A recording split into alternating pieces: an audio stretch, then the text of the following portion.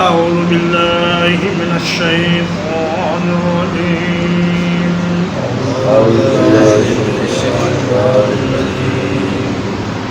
وَإِذْ يَمْكُرُ بِكَ الَّذِينَ كَفَرُوا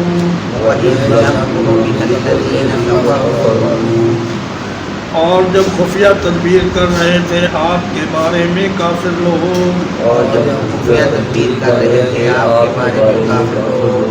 لِيُثْبِتُوكَ تاکہ آپ کو قید کر دیں أَوْ يَقْتُلُوكَ یا آپ کو قتل کر دیں أَوْ يُخْرِجُوكَ یا آپ کو جلا وطن کر دیں وَيَمْكُرُونَ وَيَمْكُرُ اللَّهُ وہ اپنی چال چل رہے تھے اور اللہ اپنی چال چل رہا تھا واللہ خیر الماکرین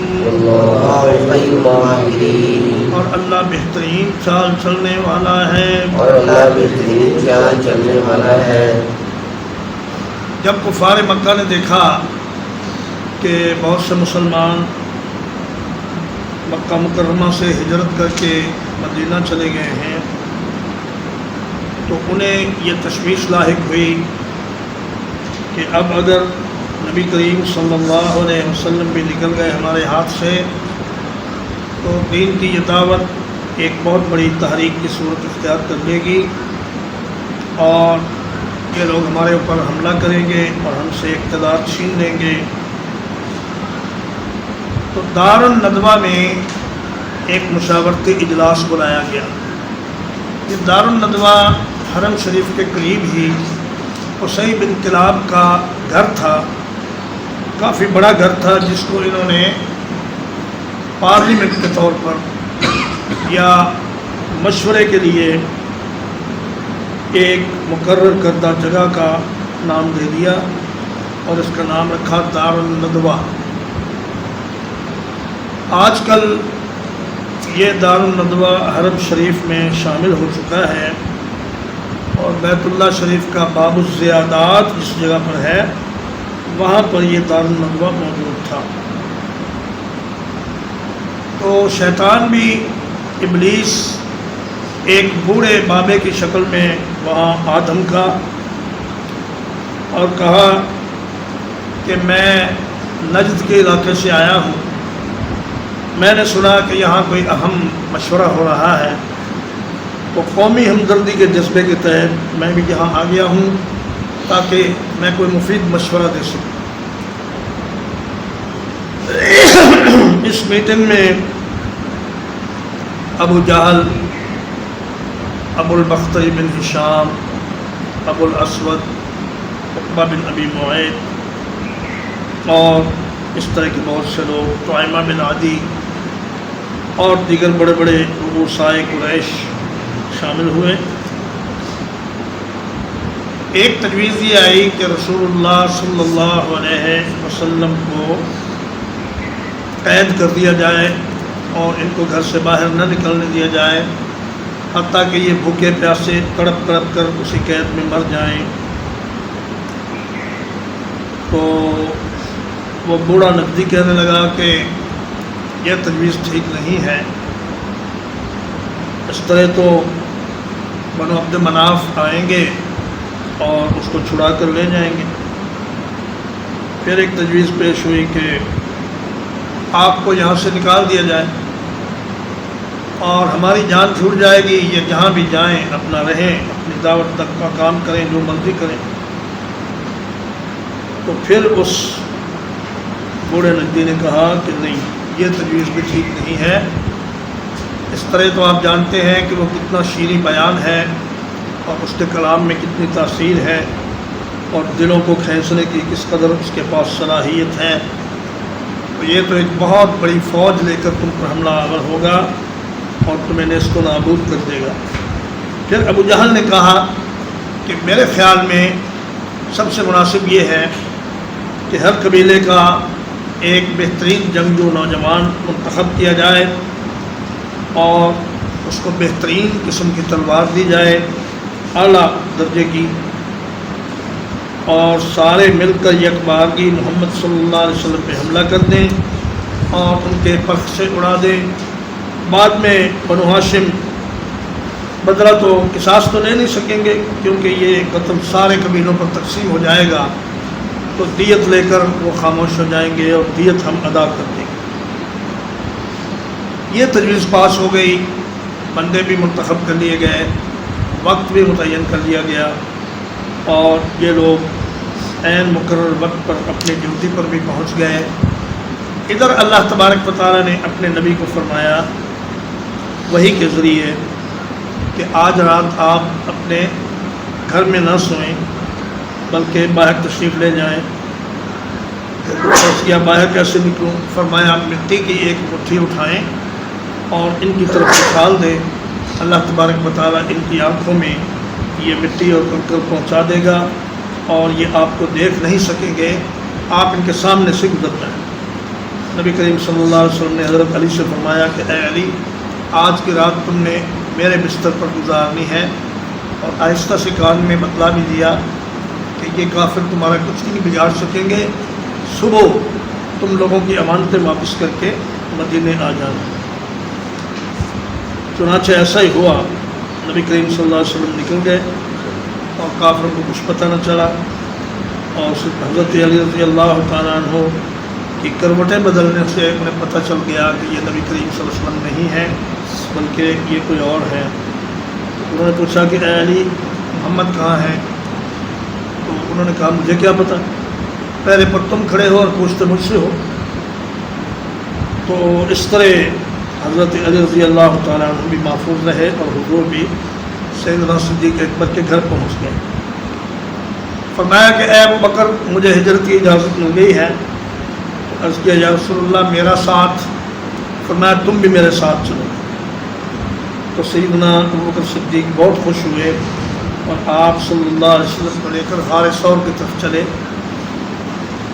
کافر لوگ آپ کے نشان قدم پر آپ کو ڈھونڈتے ڈھونڈتے غار ثور تک آئے، لیکن اللہ نے ایک مکڑی کو حکم دیا، اس نے جالا بنا دیا غار کے منہ پر۔ تو کہنے لگے کہ اگر یہاں کوئی انسان داخل ہوا ہوتا تو یہ جالا قائم نہ رہ سکتا، اس لیے وہ غار ثور کے کنارے پر پہنچ کر وہاں سے لوٹ آئے اور اللہ کے نبی صلی اللہ علیہ وسلم کو دیکھ نہ سکے۔ تو فرمایا یہ بھی اپنی چالیں چل رہے تھے اور اللہ بھی اپنی چال چل رہا تھا، اور اللہ کی چال کے مقابلے میں ان کی چال ناکام ہے۔ وَإِذَا تُتْلَىٰ عَلَيْهِمْ آيَاتُنَا، اور جب ان پر ہماری آیتیں پڑھی جاتی ہیں، قَالُوا قَدْ سَمِعْنَا، کہنے لگے یقیناً ہم نے سن لیا ہے، لَوْ نَشَاءُ لَقُلْنَا مِثْلَ هَٰذَا، اگر ہم چاہیں تو ہم بھی اسی طرح کہہ دیں، إِنْ هَٰذَا إِلَّا أَسَاطِيرُ الْأَوَّلِينَ، یہ قرآن نہیں ہے مگر پہلے لوگوں کی بے ترتیب کہانیاں۔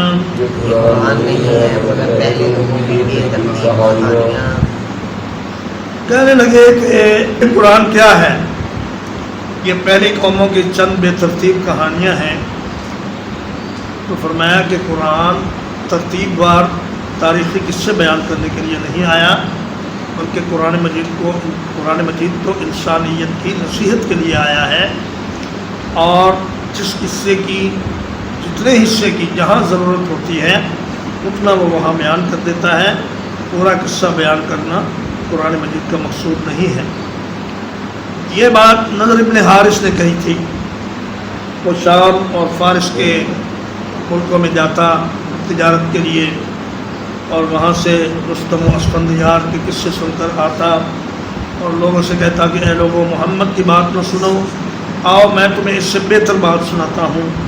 تو ان کو قصے کہانیاں سناتا اور کہتا کہ بتاؤ میری بات زیادہ دلچسپ ہے یا محمد کی؟ تو کافر کہتے کہ بھئی آپ کی بات زیادہ دلچسپ ہے۔ اور کہتے ہیں کہ یہ قرآن کیا ہے، اگر ہم بھی چاہیں تو ایسا کہہ سکتے ہیں۔ اللہ نے فرمایا کہ اگر تم کہہ سکتے ہو تو کہتے کیوں نہیں۔ پہلے فرمایا کہ اس قرآن کی مثل لاؤ، پھر فرمایا اس جیسی 10 صورتیں ہی لے آؤ، پھر فرمایا ایک صورت لے آؤ، انا اعطیناک الکوثر جیسی 3 آیتوں کی صورت لے آؤ، لیکن وہ عاجز رہے۔ ایک آدمی اگر کہے کہ میرا گھوڑا اگر چل پڑے تو 1 دن میں سعودی عرب پہنچ سکتا ہے، لیکن یہ چلتا نہیں ہے، تو بھائی سارا فیصلہ تو اس کے چلنے پر ہے، اگر یہ چلے گا نہیں تو تمہاری بات کا تصدیق کیسے ہوگی؟ تو کہنے لگے ہم چاہیں تو کہہ سکتے ہیں، لیکن چاہتے کیوں نہیں؟ یہ ان کے پاس اس کا کوئی جواب نہیں تھا۔ وَإِذْ قَالُوا اللَّهُمَّ، اور جب انہوں نے کہا اے اللہ، إِنْ كَانَ هَذَا هُوَ الْحَقَّ مِنْ عِنْدِكَ، اگر یہی حق ہے تیری طرف سے، فَأَمْطِرْ عَلَيْنَا حِجَارَةً مِّنَ السَّمَاءِ، تو ہم پر بارش برسا پتھروں کی آسمان سے، اب ائتنا بعذاب علیم، یا لیا ہمارے پاس دردناک عذاب۔ یہ بات ابو جہل نے کہی تھی، اور چونکہ باقی کافر اس پر راضی تھے اس لیے سب کی طرف منسوب کیا گیا یہ قول۔ تو ایسے بے وقوف اور جاہل تھے، اپنی طرف سے انہوں نے بڑی دانشمندانہ بات کہی کہ جی اگر یہ سچا قرآن ہے تو ہم پر آسمان سے پتھر کیوں نہیں برستے، ہم پر عذاب کیوں نہیں آتا؟ لیکن در حقیقت یہ انتہائی جہالت کی بات تھی۔ حضرت عبداللہ ابن عباس رضی اللہ تعالیٰ عنہ سے ایک یہودی ملا، کہنے لگا کہ اے ابن عباس، تیری قوم کتنی جاہل تھی، انہوں نے یہ تو کہا کہ یا اللہ اگر یہ حق ہے تو ہم پر پتھر برسا، اور یہ نہ کہا کہ یا اللہ اگر یہ حق ہے تو ہمیں اس کی ہدایت نصیب فرما۔ تو حضرت ابن عباس نے کہا کہ اے یہودی، تو اس قوم کا فرد ہے کہ تمہیں سمندر سے پار اترے ہوئے ابھی تمہاری ایڑیاں بھی خوش نہیں ہوئی تھی کہ تم نے ایک قوم کو دیکھا کہ وہ اپنے بتوں پر بیٹھے ہوئے ہیں، تو تم نے فوراً کہا کہ یا موسیٰ اجعل لنا الہا کما لہم آلہہ قال انکم قوم تجہلون، تم نے کہا اے موسیٰ ہمیں بھی ایسے خدا بنا دیجیے جیسے ان کے خدا ہیں۔ تو موسیٰ علیہ السلام نے فرمایا کہ تم جاہلوں کی قوم ہو۔ یہ سن کر یہودی نے سر جھکا دیا اور کہا کہ بات تو ٹھیک ہے۔ تو فرمایا کہ یہ انتہائی احمقانہ بات ہے جو انہوں نے کی ہے۔ وَمَا كَانَ اللَّهُ لِيُعَذِّبَهُمْ وَأَنْتَ فِيهِمْ، اور اللہ ایسا نہیں ہے کہ ان کو عذاب دے جبکہ آپ ان میں موجود ہوں۔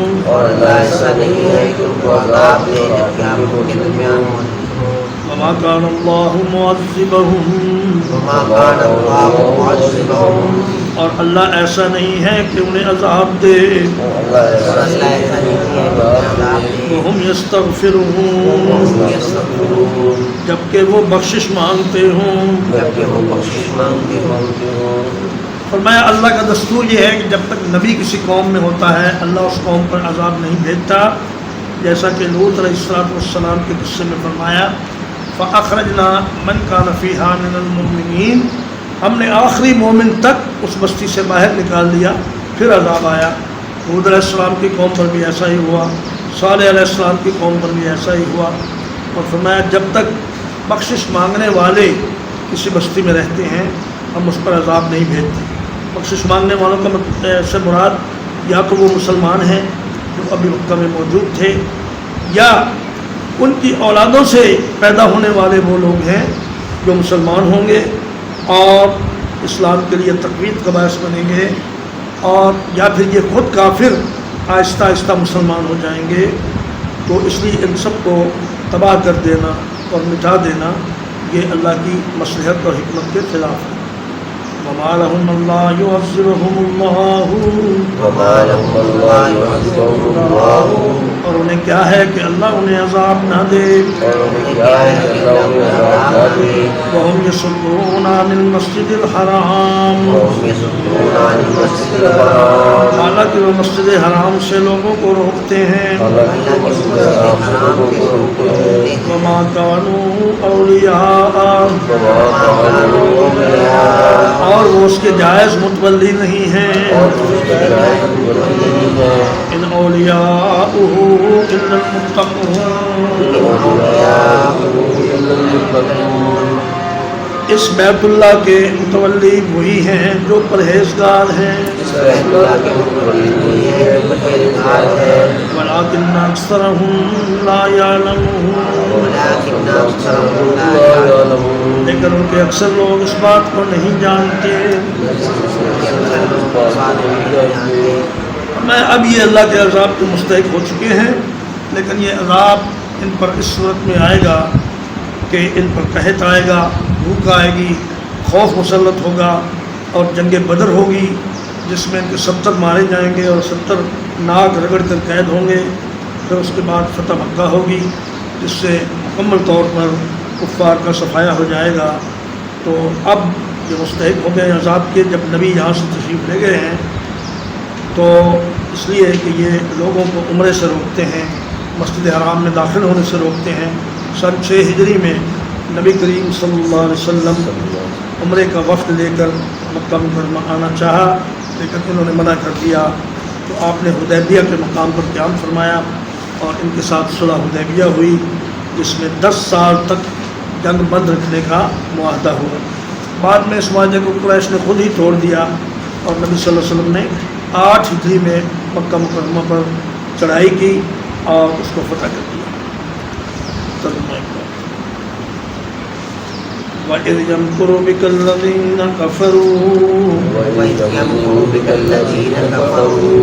اور جب چال چل رہے تھے آپ کے خلاف کافر لوگ يُثْبِتُوكَ أَوْ يَقْتُلُوكَ تاکہ آپ کو قید کر دیں یا آپ کو قتل کر دیں أَوْ يُخْرِجُوكَ یا آپ کو جلا وطن کر دیں وَيَمْكُرُونَ وَيَمْكُرُ اللَّهُ اور وہ اپنی چالیں چلیں گے اور اللہ اپنی چال چلے گا اللہ خیر الماکرین اور اللہ بہترین چال چلنے والا ہے وَإِذَا تُتْلَى عَلَيْهِمْ آیاتنا اور جب ان پر پڑھی جاتی ہیں ہماری آیتیں قالوا قد سمعنا کہتے ہیں ہاں سن لیا ہم نے لو نشاء لقلنا مثل هذا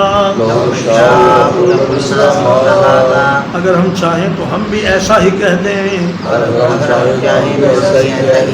ان هذا الا اساطیر الاولین نہیں ہے یہ قرآن مگر پہلے لوگوں کی بے ترتیب کہانیاں وَإِذْ قَالُوا اللَّهُمَّ اور جب کہا انہوں نے اے اللہ ان کان ھذا هو الحق من عندک